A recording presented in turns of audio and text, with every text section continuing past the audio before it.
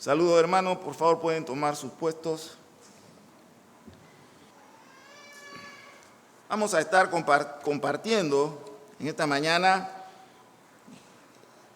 una reflexión tomada del Evangelio de Mateo, capítulo 25, versos 14 al 30, y hemos titulado Siervos buenos y siervos malos.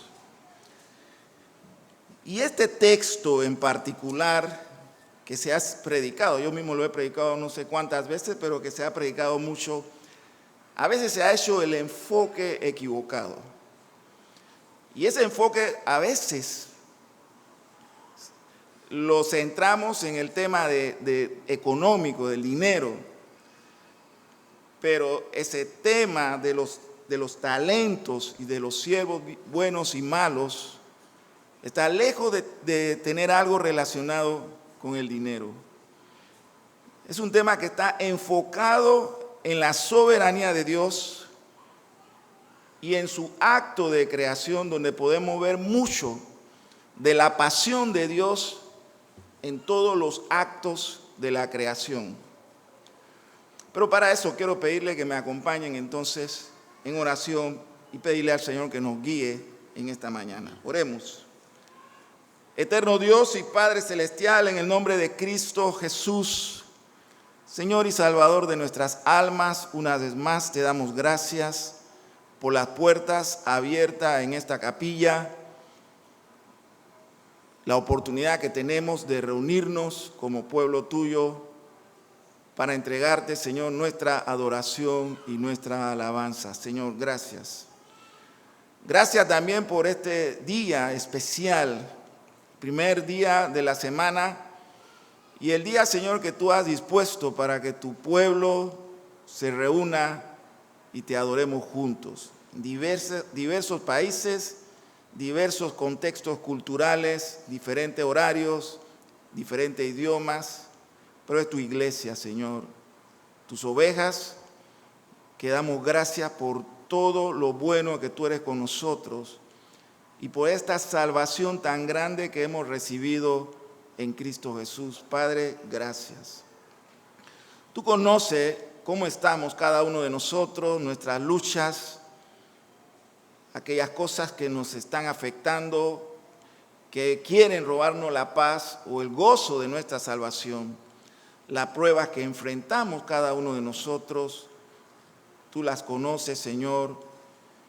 Y te pedimos, Padre bueno, no que las quites, porque si la tenemos es porque así es tu voluntad. No estamos pidiendo entonces que las quite.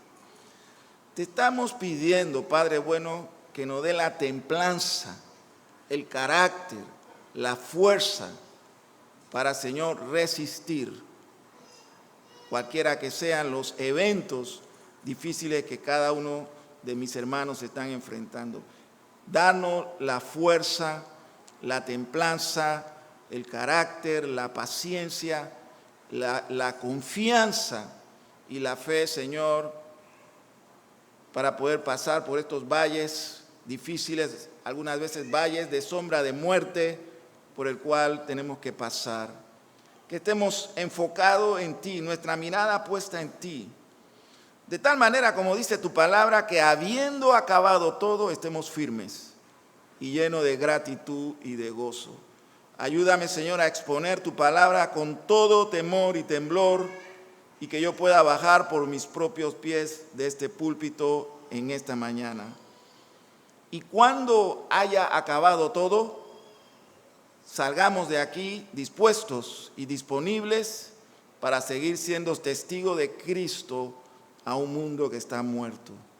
Padre bueno, si hay alguna persona en esta mañana que todavía no te conoce, que no ha experimentado eso que el pastor Andy explicaba durante la clase, que tú, Señor, de acuerdo a tus propósitos eternos, regenere ese corazón y traiga todo ese gozo y esa alegría de estar en Cristo Jesús. Padre bueno, te lo pedimos en el nombre de Jesús. Amén y amén. Entonces, amados hermanos, tenga su Biblia abierta en este capítulo 25 del Evangelio de Mateo. Y para entrar, como siempre, en el contexto, por lo menos en el contexto inmediato de Mateo capítulo 25, tendríamos que irnos hasta el capítulo 19 y el capítulo 21, cuando Jesucristo hace su entrada triunfal en Jerusalén. Y ahí se van a suscitar muchos eventos. El Señor va a enfrentar a algunos que se le oponen, como siempre, pero a partir del capítulo 24 de Mateo, el Señor va a tener un tiempo con sus discípulos que están muy inquietos, tienen muchas preguntas. Y la inquietud tiene que ver porque se sentía ya, de acuerdo a lo que podemos ver en los evangelios, esa atmósfera, por un lado, de victoria, Jesús entrando a Jerusalén y las personas recibiéndolo con cantos y alabanzas de los salmos, pero por otro lado también ya la tristeza de escuchar al Señor hablando acerca de que su tiempo ha llegado, y también ver la fuerza que de pronto están tomando sus enemigos, los escribas y los fariseos, durante estos últimos días, previo a todos los eventos de la crucifixión. Es muy posible que el ambiente entre ellos estuviera tenso, hubiera muchas preguntas, mucha inquietud en sus corazones, hasta que finalmente en Mateo capítulo 24, ellos se acercan y le preguntan al Señor, ¿y cómo serán o cuándo sucederán todas estas cosas antes de tu venida? ¿Cómo será ese tiempo?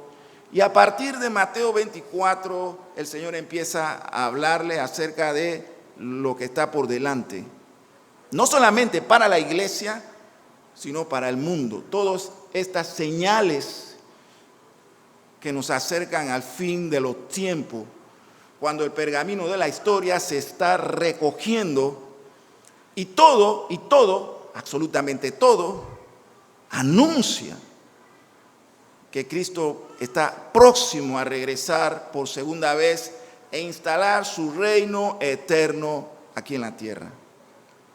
Entonces hay ese ambiente tenso, esa inquietud entre los discípulos de Cristo. Hay mucha gente que se está acercando a ese grupo, y le hablan del templo, de las maravillas del templo, el orgullo nacional por ese templo, y el Señor le dice, todo eso será destruido, no quedará piedra, porque la Biblia nos enseña en contexto que habrá cielo nuevo y tierra nueva.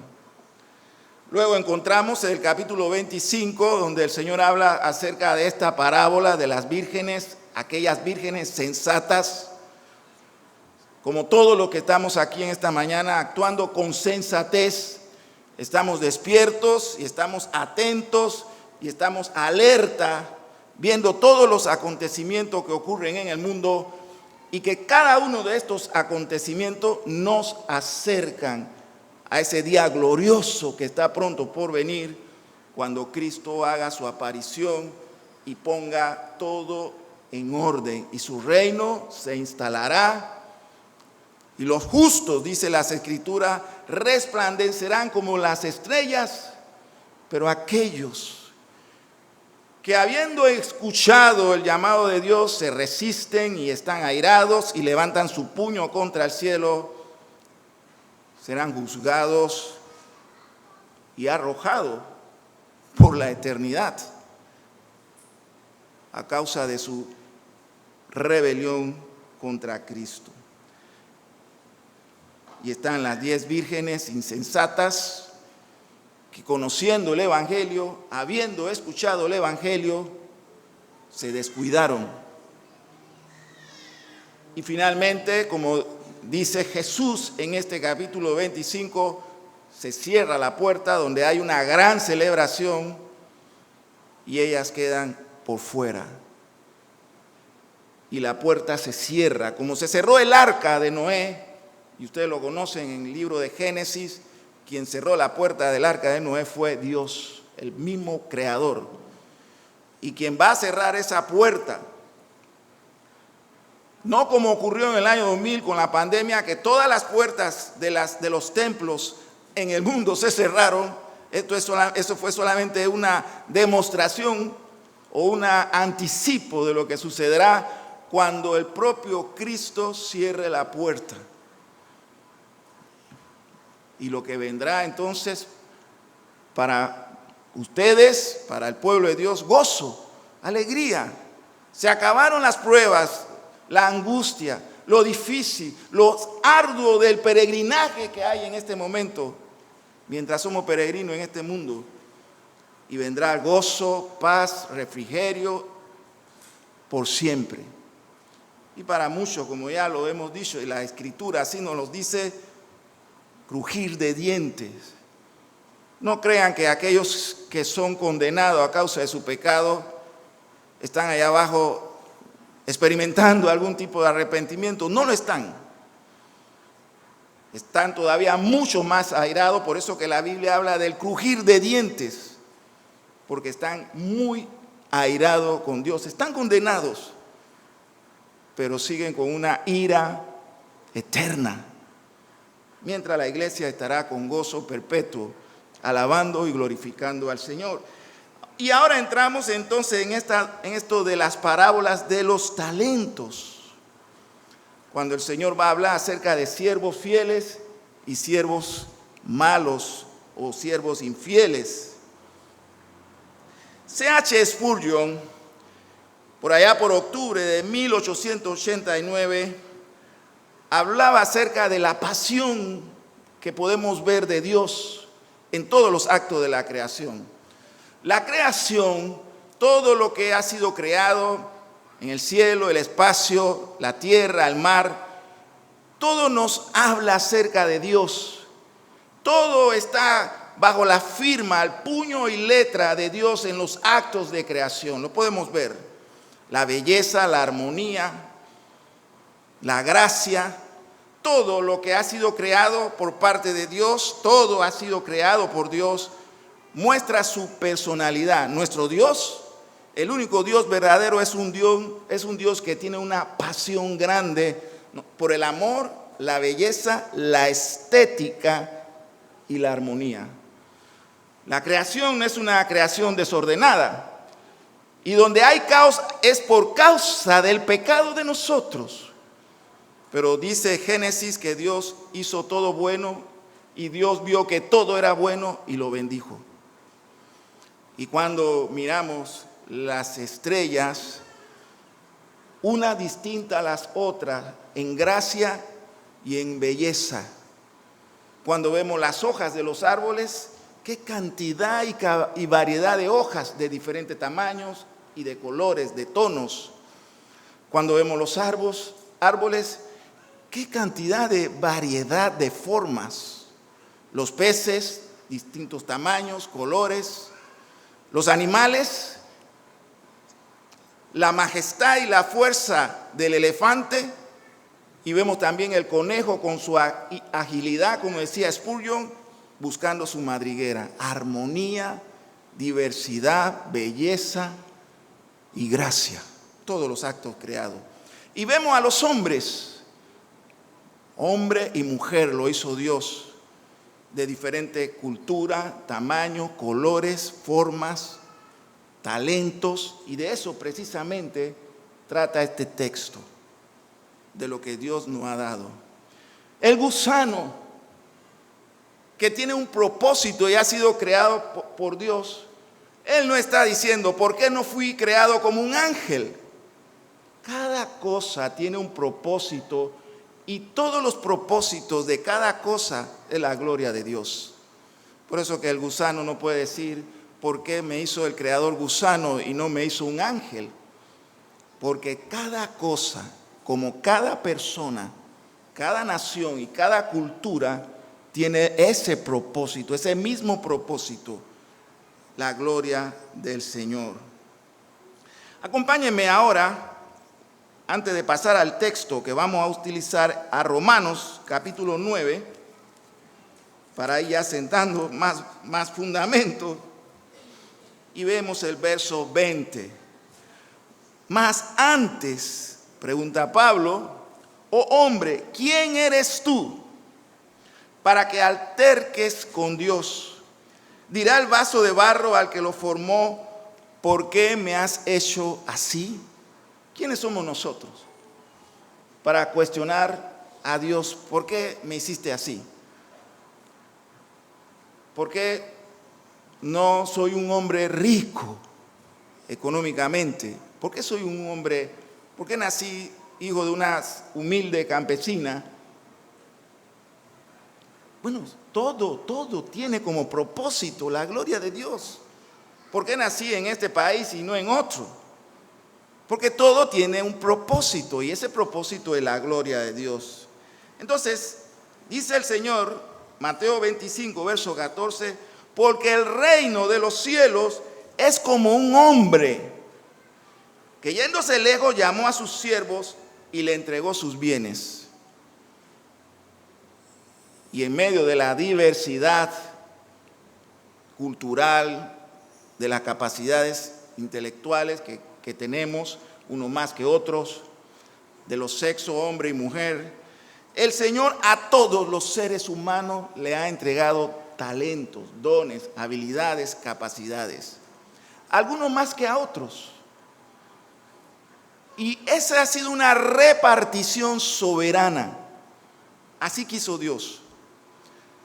Hay pastores que tenemos que pastorear rebaños pequeños.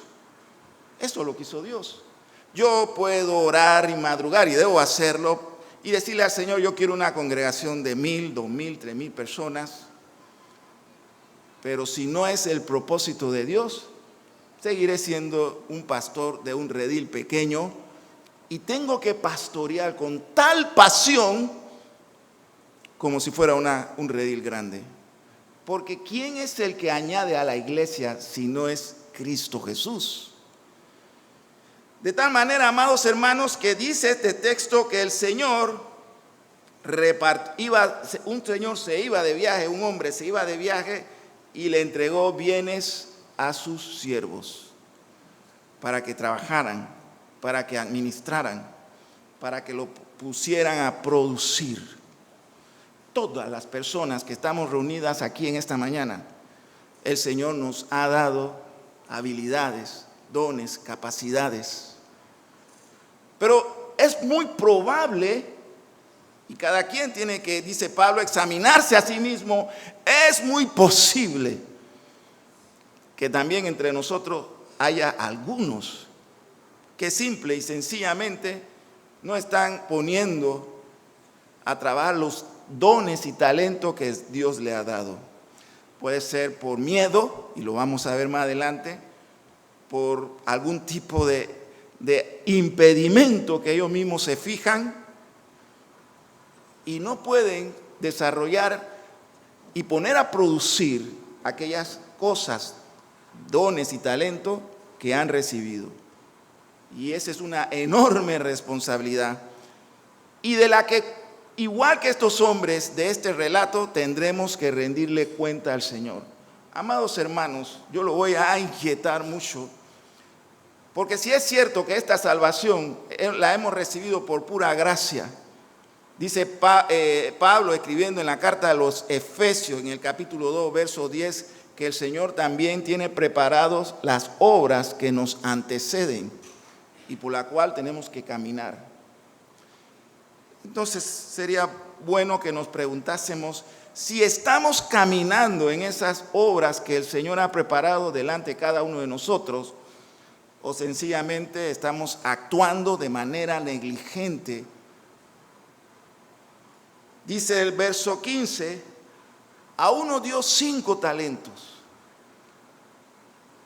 ¿Por qué le dio 5 talentos a uno? A otro le dio 2 talentos y a otro 1. 5, 2 y 1. ¿Por qué? ¿Qué tenía este siervo que el Señor le dio 5 talentos? Y aquel otro que el Señor le dio 2. Y este tercero que el Señor le dio 1.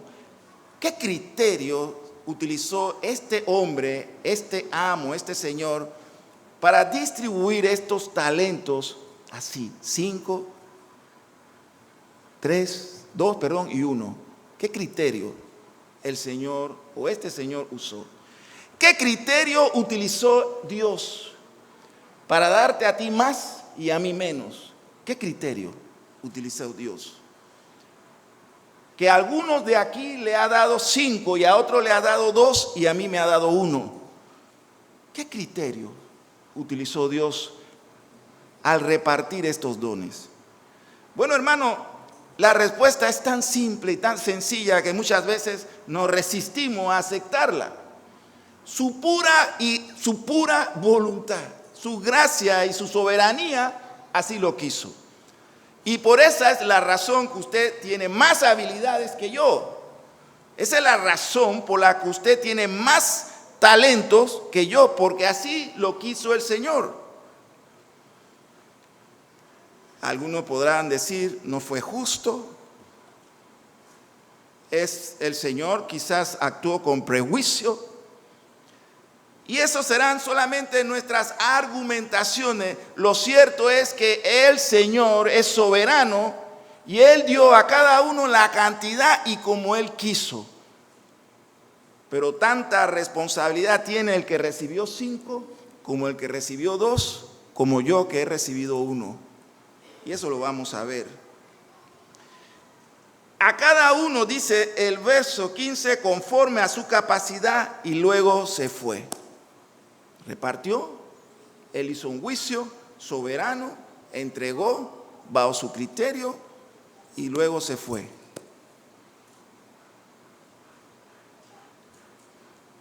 El verso 17 dice, el verso 16, y el que había recibido 5 talentos fue y negoció con ellos y ganó otros 5 talentos. ¿Sabe? Pablo dice, y présteme atención, y si hay algo que yo quisiera que usted retuviera por lo menos de todo lo que estoy hablando, sea esto. Al quien más se le da, más se le demandará. Si usted ha recibido más que yo, a usted se le va a demandar más que a mí. Y eso es justo. Si usted tiene y dice que tiene más capacidades que yo, se espera por lo tanto que se vea dentro de la comunidad de la fe, dentro de la iglesia, eso que usted tiene más que yo. Gracia, gozo, empatía, compromiso. No es sencillamente que yo piense que tengo más que los demás pastores y eso me hace actuar de una manera orgullosa, y el orgullo es un pecado, o de una manera soberbia, la soberbia es otro pecado, o con menosprecios, y menospreciar a otro es también un pecado. El que había recibido 5 talentos fue, dice el Señor, y negoció, trabajó con lo que tenía.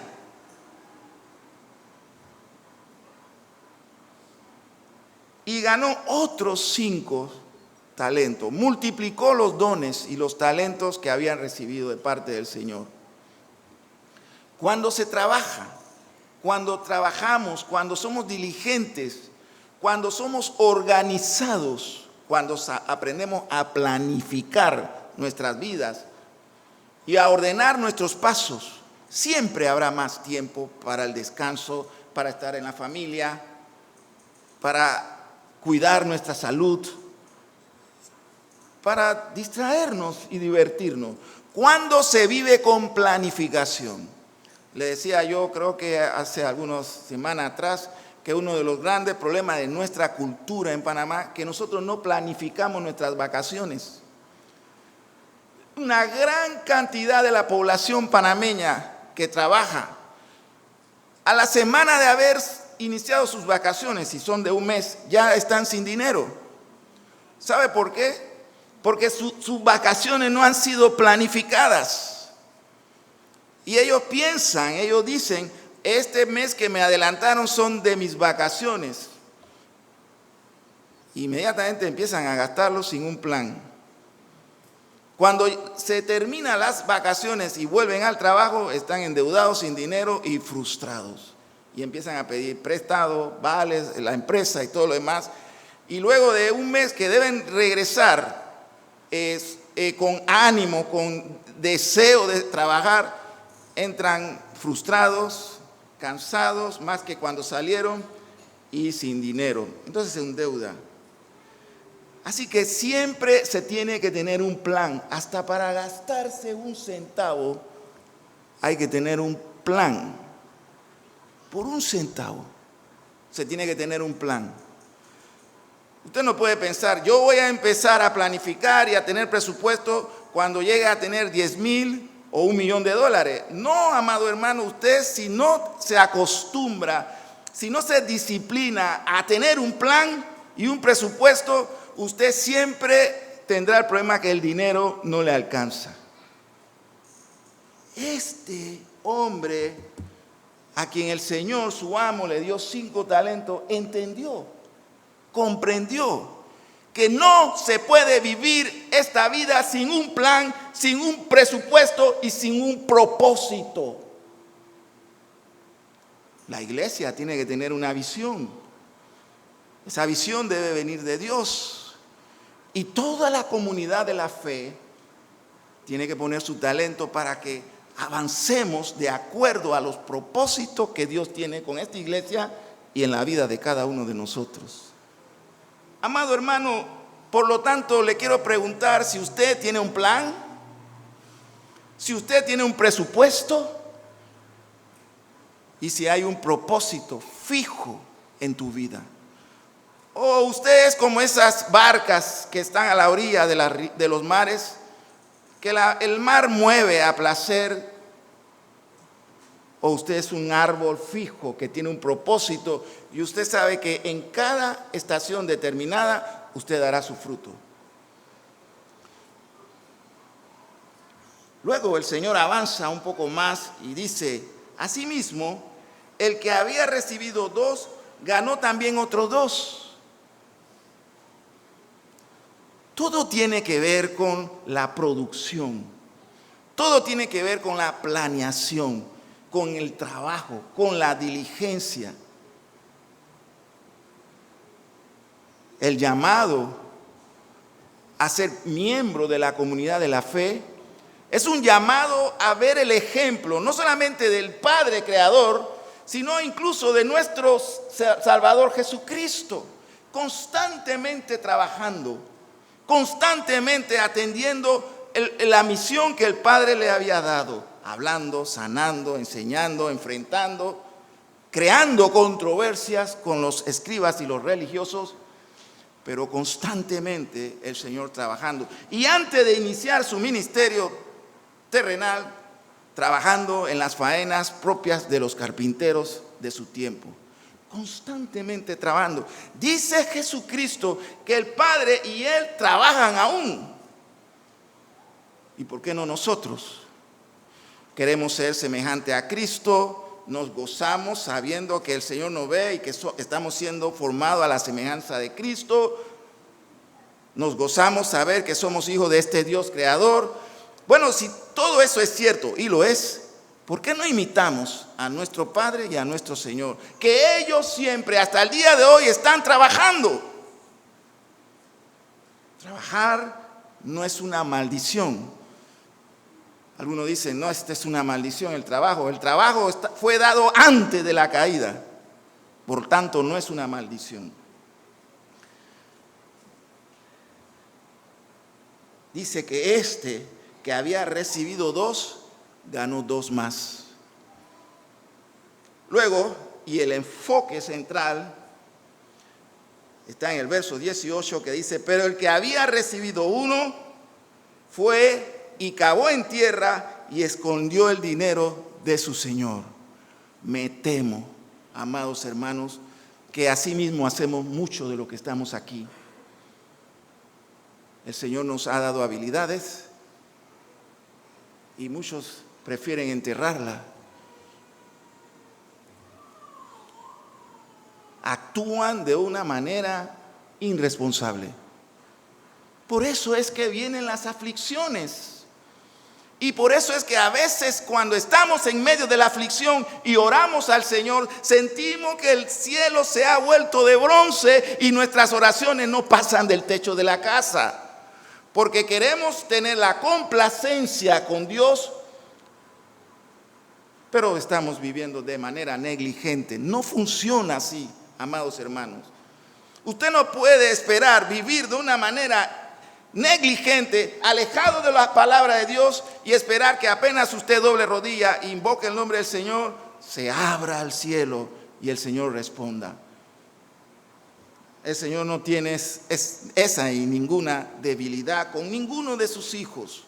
De tal manera, amado hermano, que ponga a funcionar los talentos y las habilidades que Dios te ha dado, porque de ellas tendrás que rendir cuenta. Y sucedió lo que va a suceder con nosotros, la iglesia, en esta parábola, en esta enseñanza. Dice el verso 19, después de mucho tiempo, vino el Señor de aquellos siervos y arregló cuenta con ellos. Y esta manera en que el Espíritu Santo inspira a Mateo para escribir este texto, hay tensión y suspenso. Después de mucho tiempo vino el Señor. Hay una advertencia, hay un llamado de atención. Las palabras, las frases, hay un espíritu en la letra. Y este texto nos llama la atención. Hay algo que se templa ahí en ese momento cuando Mateo está escribiendo este texto. Mucho tiempo vino el Señor de aquellos siervos y arregló cuenta con ellos. A veces, en esa forma de ser, de mucha espontaneidad, de mucha ligereza, como cristianos, decimos, yo quiero que el Señor venga pronto. ¿Serio? ¿Sabe qué significa eso, hermanos? No, yo quiero que Cristo venga ya. ¿En serio? ¿De verdad que quieres que Cristo venga ya? Tú vives de una manera que tienes tu vida en orden, de tal manera que quieres que Cristo venga ya, sabiendo que tendrás que dar cuenta a Cristo de todo lo que Él te ha dado y todo lo que Él espera que tú hagas. Yo quiero que Cristo venga ya. ¿Seguro, amado hermano? ¿Estamos preparados para presentarnos ante el Rey de Reyes y Señor de Señores? Yo creo que debemos meditar ese entusiasmo cuando decimos, yo quiero que Cristo venga ya. Claro, lo puedo entender, pero antes de hacer esa expresión, quiero que Cristo venga ya, pregúntese, amado hermano, si usted está preparado para presentarse delante de Cristo a rendir cuenta de tu vida y de todo lo que Él ha puesto bajo tu responsabilidad. Creo que debemos pensar eso. Si queremos que Cristo venga, entonces, si usted quiere que Cristo venga ya, viva consecuentemente con ese deseo y esa exclamación. Viva consecuentemente, porque el día del Señor vendrá y la iglesia tendrá que pasar por el tribunal de Cristo, no para ser arrojada en la condenación eterna, pero dice la Escritura para rendir cuenta de los talentos que hemos recibido. Y cuando llegó él, el que había recibido los 5 talentos, trajo otros 5, dice Mateo, hablando el Señor, diciendo, Señor, 5 talentos me entregaste, aquí tienes, he ganado otros 5 talentos sobre ellos. Le sucede a usted muy probablemente cuando usted está trabajando y sus jefes le han puesto una tarea en el trabajo agárrame toda esta cajeta, quítala de aquí y ponlas allá.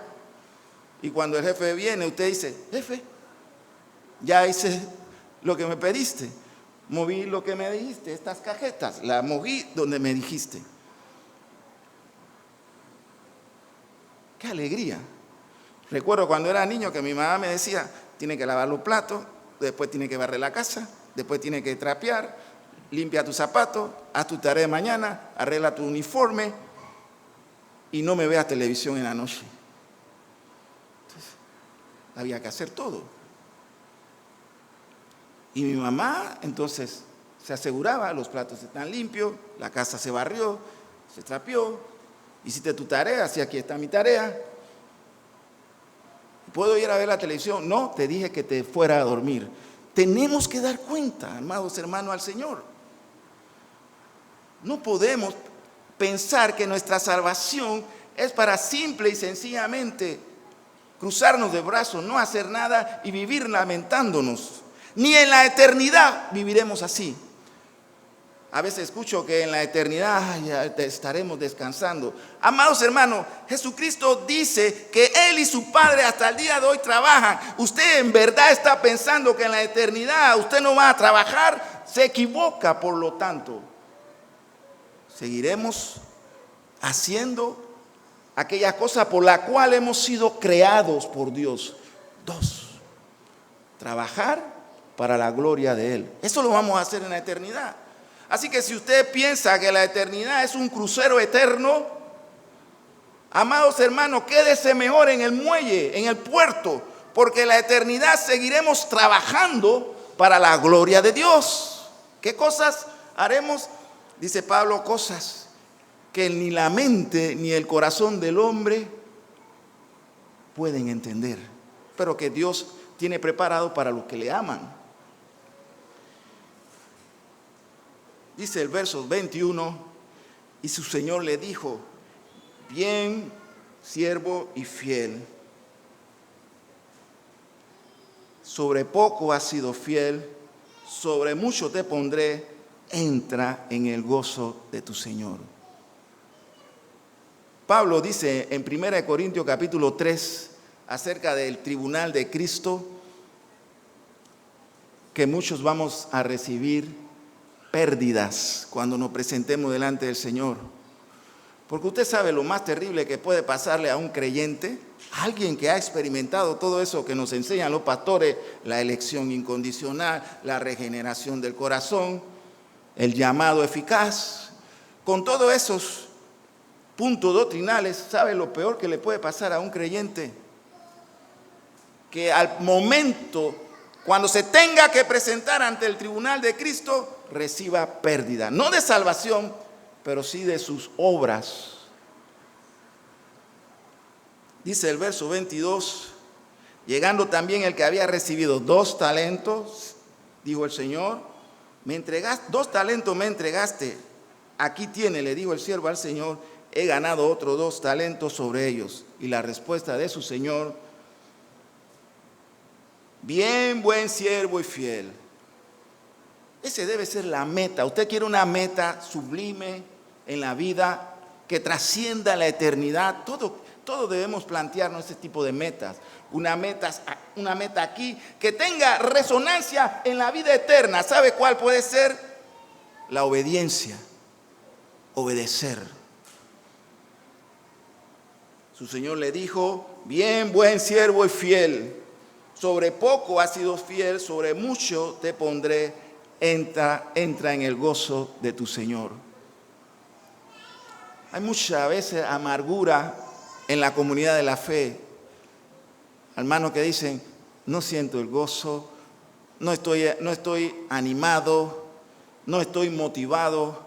Pero es que, amado hermano, usted está viviendo desde que el Señor hizo la obra de milagro de resucitarte a vida eterna, de regenerar tu corazón. Vives de manera negligente, enfocado en tus propios asuntos y negocios personales y alejado de los propósitos de Dios para tu vida. Podemos vivir entonces así, que hay algo que falta en nuestras vidas. Amado hermano, muchas veces eso que falta en nuestras vidas es simplemente obediencia. Y tienes que preguntarte cómo estás tú viviendo, si estás en obediencia al Padre. Y finalmente, nos acercamos a aquel siervo que recibió un talento y miraba a aquel que recibió 5 y al otro que recibía 2 y posiblemente estaba molesto diciendo: aquí ha habido preferencia. Mi amo no actuó equitativamente. A él te le dio 5, a este le dio 2 y a mí me ha dado 1. Así sucede entre nosotros. No hemos aprendido que nuestro Señor, no hemos asimilado y entendido que nuestro Señor es un Señor de la diversidad y la variedad, de los colores, de las formas, de los tamaños, de los espacios. Y que en ese carácter apasionado que tiene nuestro Padre, a uno da 5, a otro da 2 y a uno da 1. Nos gusta hablar de nuestras pasiones y nos olvidamos de que nuestro Dios creador es un Dios de pasiones. De hecho, a esta semana en la cual nos estamos remitiendo en esta mañana se le llama la semana de la pasión de Cristo. Pero llegando también el que había recibido un talento, dijo: Señor, te conocía, que eres un hombre duro. Y es cierto. Nuestro Dios es un Dios duro. No hay un ser más duro y enérgico que Dios, el creador de todas las cosas. ¿Cuántas veces en los evangelios, en alguno de los 4 evangelios, usted ha leído que alguno de los escritores del evangelio haya dicho: y nuestro Señor Jesucristo estaba reído?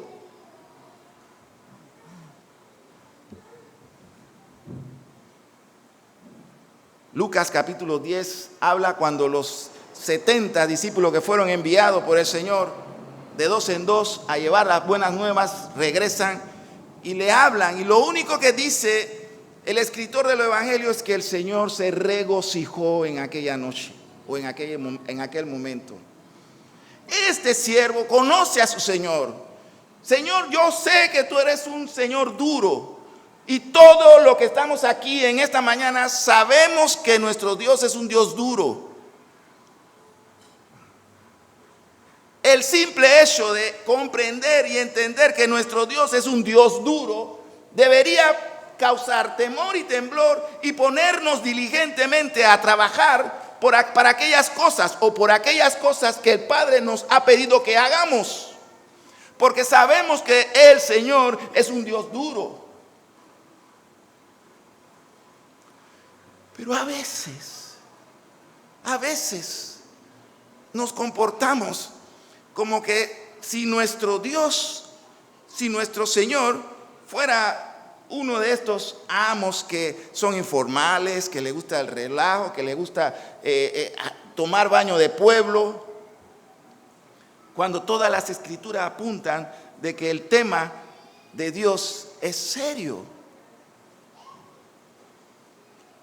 Señor, te conocía que eres un hombre duro, que ciegas donde no sembraste y recoges donde no esparciste. Y hablamos de la soberanía de Dios. Aquí lo que el escritor nos está hablando es de la soberanía de Dios. No pide permiso porque todo es de Él. Le decía el viernes a la iglesia en la noche que cuando yo escucho decir que el Satanás reina en el infierno, me dan ganas, pero qué bueno que solamente son las ganas, de golpear a esa persona. Porque eso es una blasfemia. Hay un solo Señor en el infierno y se llama Jesucristo, Rey de reyes y Señor de señores, en el cielo y en la tierra. Satanás no reina en ningún lugar, ni en el cielo, ni en la tierra, ni en el infierno. Todo trono y poder ha sido entregado a Cristo Jesús. Y en el infierno el único que reina y gobierna y se hace su voluntad, es la de nuestro Señor Jesucristo, Señor del cielo y de la tierra y de todo lo creado. ¿Quién creó el infierno? ¿Satanás? ¿No? Cristo Jesús, el que creó los cielos y la tierra y todo lo que vemos y conocemos, lo mismo que el Hades y el infierno. El Señor es soberano. Y dice Pablo en su teología que el muerto en la cruz, el Señor bajó a los lugares más profundos de este infierno y llevó cautiva a la cautividad. ¿Sabe por qué lo hizo? Porque Él es Señor del infierno también. Así de severo tenemos que tomar estas cosas. Ciega donde no sembraste. ¡Qué arbitrariedad! ¡Qué arbitrariedad!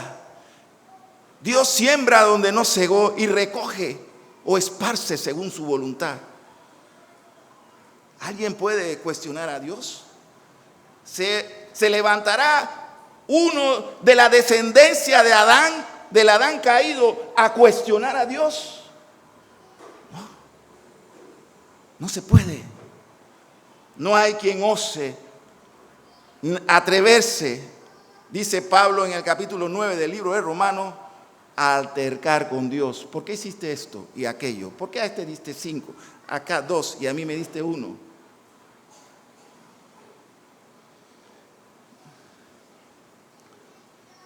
Respondiendo su Señor le dijo: siervo malo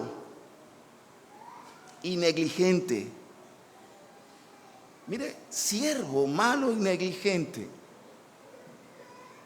No se lo está diciendo a un extraño, se lo está diciendo a alguien que debía estar bajo su servicio y bajo sus órdenes. Siervo malo y negligente. ¿Sabías que ciego donde no sembré y recojo donde no esparcí? ¿Y quién le puede decir al Señor: no tienes derecho? ¿Quién le puede decir a Dios? ¿O quién le puede decir a nuestro Señor y Salvador Jesucristo: no tienes derecho? Señor, no tienes derecho de haberme quitado esto o aquello. ¿Por qué? Nadie debe atreverse a cuestionar los propósitos de Dios, porque Él es soberano. Dios llama las cosas que no son como si fuesen, quita o añade según su voluntad, llama o derriba según su propósito, levanta a hombre o derriba a aquellos según su voluntad, pone reyes y quita reyes, levanta imperio y a otras naciones las empobrece. ¿Quién puede cuestionar los propósitos de Dios? A uno hace ricos y a otros pobres, y todo es para su gloria y su honra y su alabanza. Dice la Confesión de Westminster. ¿Cuál es el propósito de nuestra salvación? La gloria de Dios. ¿Usted sabe por qué el Señor lo salvó a usted, lo llamó y lo salvó? Para su gloria, su plena y pura gloria, para la gloria y alabanza de su nombre. Le dice el Señor: entonces, si me conoces, y ustedes lo conocen, porque ustedes conocen al Señor, por tanto, debías haber dado mi dinero a los banqueros, y al venir yo hubiera recibido lo que es mío con los intereses. Si este texto yo lo predico en la Internacional Comunista, allá en Francia, me van a tirar piedra a los comunistas, porque aquí hay un verdadero oligarca, un rey soberano. ¿Sabe? Yo utilicé un término que es bíblico hace muchos años en esta iglesia, hace muchos años, y me tomó una semana tener que explicar este término. Estamos frente a un Dios déspota. No, hermano, Dios es amor. Sí, Dios es déspota. Él da y quita según su voluntad, según su placer. Algunos levantas y a otro derriba, a otro pone en gloria y a otro será un desconocido. Pero todos son obra de su acto creador. ¿Y quiénes somos nosotros? ¿Quiénes somos nosotros para cuestionar a Dios? ¿Quiénes somos nosotros para decir que Dios es injusto? Ay, Dios es injusto. ¿Quiénes somos nosotros para cuestionar las acciones y los propósitos de Dios? Él hace según su voluntad todos los días. Y lo leemos cuando oramos el Padre Nuestro. Pero a veces le digo a los hermanos, ore y léalo con el entendimiento. Padre nuestro que estás en los cielos, santificado sea tu nombre. Hágase tu voluntad en el cielo como en la tierra, o en la tierra como en el cielo. Lo leemos, lo oramos, pero al momento de comprender lo que estamos orando, la oración modelo del Padre Nuestro, ponerlo en práctica, y como decían algunos filósofos de final del siglo XIX y principio del siglo XX, la práctica es el criterio de la verdad. Amados hermanos, por eso es que Dios es déspota. Él hace según su voluntad. Él te levanta a ti y no me tiene que pedir permiso a mí. Él te da a ti y me quita lo que es mío para dártelo a ti. ¿Quién soy yo para cuestionar los propósitos eternos de Dios? Esto es lo que este amo está diciendo. Respondió su señor y le dijo: siervo malo y negligente, sabía que ciego donde no sembré y recojo donde no esparcí. Dios hace su voluntad, amados hermanos. ¿Quién soy yo para decirle al Señor: detén tu mano y no repartas así? Y mire lo que dice este amo a estos siervos: quítale pues el talento y dalo al que tiene 10. Como quien dice: tú quieres saber qué tan soberano soy yo, quítenle a él el talento que tiene y désenlo a aquel que tiene 10.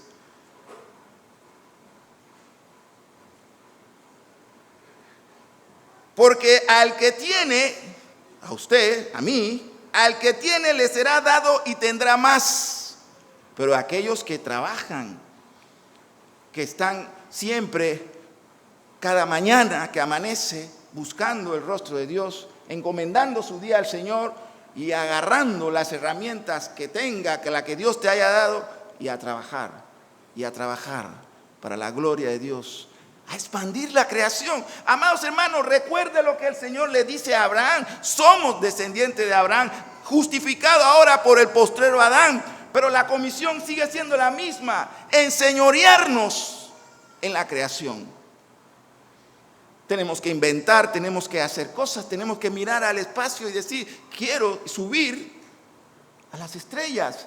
Tenemos que ver el profundo mar y decir: quiero conocer lo que hay en el profundo mar.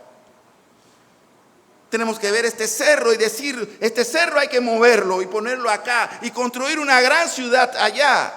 Tenemos que trabajar, tenemos que construir, tenemos que hacer lo que por el cual hemos sido llamados por el Creador. Administrar, trabajar, ensanchar las tiendas, nuestros hogares, nuestras familias. Hay tanto que hacer todavía, pero algunos dicen: quisiera que el Señor viniera. ¿En serio? ¿Usted cree que aquí hay más trabajo que habrá allá? Por lo menos aquí es temporal, mientras vivamos, allá es eterno. Ahora entiende la eternidad, amados hermanos. Si nos quejamos de que aquí en esta vida hay mucho trabajo, sí, trabajaré hasta donde la salud y la fuerza me lo permitan. En la eternidad tengo vida eterna y trabajaré eternamente, amados hermanos. Ahora le pregunto: ¿de verdad quiere que ya el Señor venga? Porque si aquí usted se queja de que tiene que trabajar 8 horas, le pregunto: ¿el Señor le ha dicho cuántas horas va a trabajar en la eternidad? Cuidado, son 16.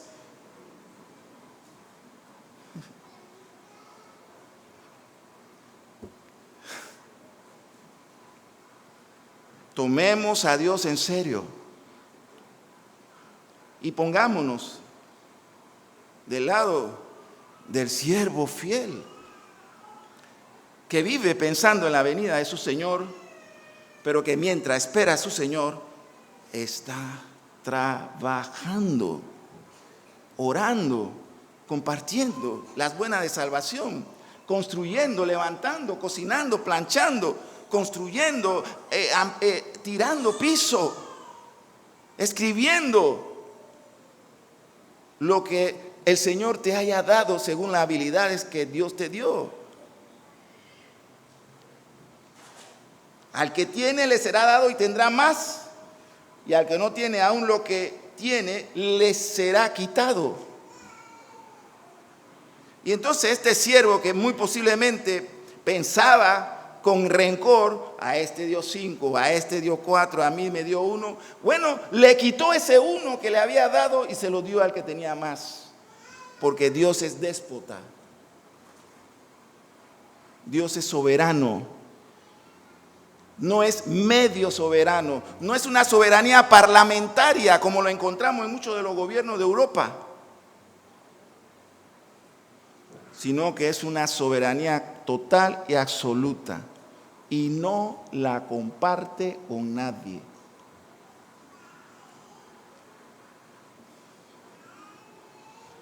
Y dice en el verso 30, y al siervo, y mire cómo lo llama el Señor, Mateo lo escribe, no lo tomen contra Mateo, Mateo está escribiendo lo que escuchó al Señor decir. Cuando dice, y al siervo inútil, ese es un término fuerte. En los tiempos en que se tradujo al español la Biblia, pero sí, ese es un término todavía fuerte en nuestros días. No es un término arcaico, pasado de moda, antiguo. Inútil tiene la misma repercusión que hace 500 años. Decirle a una persona inútil es una ofensa muy grande. Pero Mateo escribe y dice en el verso 30, y al siervo inútil, ¿qué le pasó a Dios?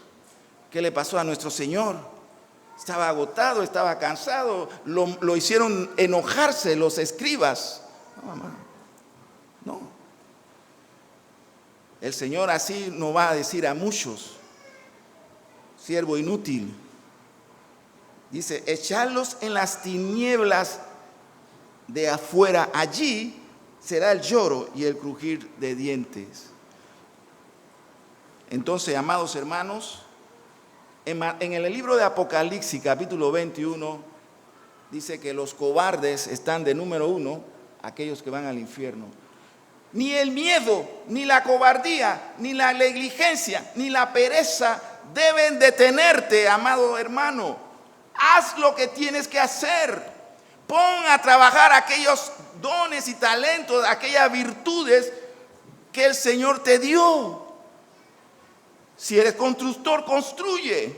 Si eres aviador, agarra esos aviones y elévalo. Si eres contador, pon en orden todo lo que tenga que hacer en la empresa donde trabaja o la iglesia donde ministra. Si eres tesorero de la iglesia, pon a funcionar eso que el Señor te ha dado. Si eres ministro y pastor, ponte a estudiar. Si eres ama de casa, estar en tu casa, ten tu casa como si fuera tu palacio y tenla en orden. Si eres padre de familia, abrazas a tus hijos y dile que lo quieres y esfuérzate para que ellos sean y vayan más allá de lo que tú has llegado. Si eres ingeniero, construye puente. Si eres educador, prepara a las futuras generaciones de este país. Hazlo con compromiso. Para que el Señor no te diga siervo inútil,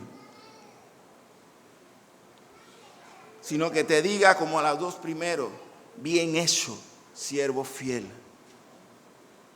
Bien hecho, siervo fiel. Escuchar eso de Cristo es el más grande y excelso de todas las recompensas, que el creador apasionado, el artista universal, el que pintó de colores todo el universo y lo llenó de variedad y de toda forma de vida, me diga a mí, bien hecho, siervo fiel. No, amado hermano, aquellos pastores, iglesias de la prosperidad que quieren millones, que se queden con todos los millones. Yo quiero escuchar al Señor decir, bien hecho, siervo fiel. Eso sí es lo que yo quiero. Si mientras espero que el Señor me diga eso, andaré sin dinero, vale la pena. Que todo el dinero que posiblemente tenían planeado dármelo a mí, que se lo den a ustedes. Pero yo quiero escuchar al Señor decirme a mí, en el día que me presente ante el tribunal de Cristo, bien hecho, siervo fiel. Y no líder, sino fiel, siervo fiel.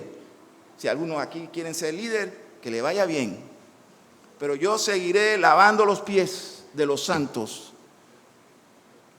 Pero yo sé, como dijo Job, yo sé que mi Redentor vive y que va a llegar un día en que yo escucharé de los labios de Cristo, el actor, el artista y escultor de todo lo creado, que me diga, bien hecho, siervo y fiel.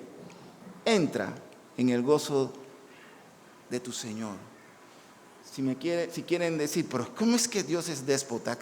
Amados hermanos, no me importa. No me importa. Pero quiera Dios que todos los que estamos aquí reunidos en esta mañana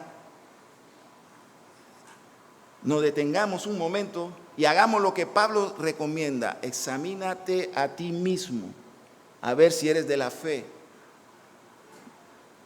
Y cuando te examine y diga, sí, soy de la fe, empieza entonces a trabajar. No hay excusa, ¿no? Lo que pasa es que estos gobiernos en América Latina son corruptos, no hay trabajo. Amados hermanos, sí hay trabajo. Siempre hay trabajo. Por algo el Señor dice, mi Padre y yo seguimos trabajando hasta hoy. Sí hay trabajo, amados hermanos. Allá afuera hay muchas latas que hay que recoger, muchas hierbas que hay que cortar, muchas cosas que hay que arreglar. Sí hay trabajo. Siempre hay trabajo bajo el sol. En esta creación siempre hay trabajo. Si no es el trabajo que tú sueñas, con el que tú consideras que te lo mereces. Mire, muchos pueblos, muchos países de nuestra América Latina que tienen gobiernos dictatoriales y corruptos, han tenido que dejar con dolor sus países. Y médicos de esos países se han tenido que convertir en cocineros. Ingenieros han tenido que trabajar en delivery. Siempre hay trabajo. Cuando yo escucho decir, es que no hay trabajo en Panamá, eso también, de una vez tengo que buscar la leche de Manexia Philly. Porque, ¿cómo que no hay trabajo? Siempre hay trabajo.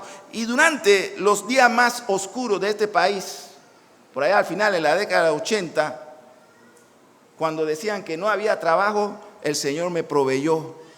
Habiendo estudiado y habiendo trabajado en el gobierno, estuve vendiendo recado verde y verdura en un puesto en Sabanita. Sí hay trabajo. Siempre hay trabajo. Siempre hay la oportunidad de poner los talentos que hemos recibido para que cuando el Señor nos llame a dar cuenta, le podamos decir, Señor, me diste esto y aquí te entrego todo aquello. La gloria sea para Cristo Jesús. Si usted sale de aquí en esta mañana como esa persona que se vive lamentando y pateando la piedra que encuentra en el camino, amado hermano, cambia esa actitud. Cambia esa actitud. Dice Pablo, escribiendo a los romanos en el capítulo 8, a los que aman a Dios, todas las cosas obran para bien, conforme a los propósitos o a sus propósitos. Son llamados por un propósito. Dios te llamó. Lo que estás haciendo, hazlo bien, hazlo con alegría. Y mientras eres fiel en lo poco, el Señor te pondrá en mucho más. Pero sé fiel ahora en lo poco, barriendo, limpiando. Sé fiel en lo poco, amado hermano. Porque si el Señor ve tu fidelidad y tu lealtad y cómo pone en uso aquellas pocas cosas que Él te ha dado, te va a multiplicar. Lo que estés haciendo, hazlo bien, hazlo con alegría, hazlo con gozo. No estés pateando la piedra en el camino.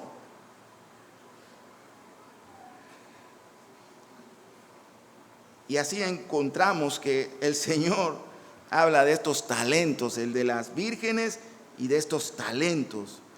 Y termino con esto, amados hermanos. Cuidado con los miedos. Siempre lo digo, si hay algo con el que el cristiano debe tener cuidado y enfrentarse con valentía, es los miedos y los prejuicios. Los miedos y los prejuicios paralizan a las personas. No deje que los miedos te detengan. Enfrenta tus miedos. Recuerda lo que dice Juan en el libro de Apocalipsis capítulo 21. Los número 1 que van de cabeza al infierno, los homosexuales no, los ladrones tampoco, los inmorales no, los cobardes. Número 1 en esa lista de Apocalipsis capítulo 21, los cobardes están de número 1. Viva valientemente, viva con osadía, atrévase. No viva con miedo. Y hágalo todo con gozo y para la gloria del Señor. Pero salga de aquí con valentía, amados hermanos. Hay una sola manera de vivir en este mundo caído y es vivir con valentía. Es enfrentar todo obstáculo en el nombre de Cristo. Y sin miedo. Esta vida se vive así, con valentía, amados hermanos.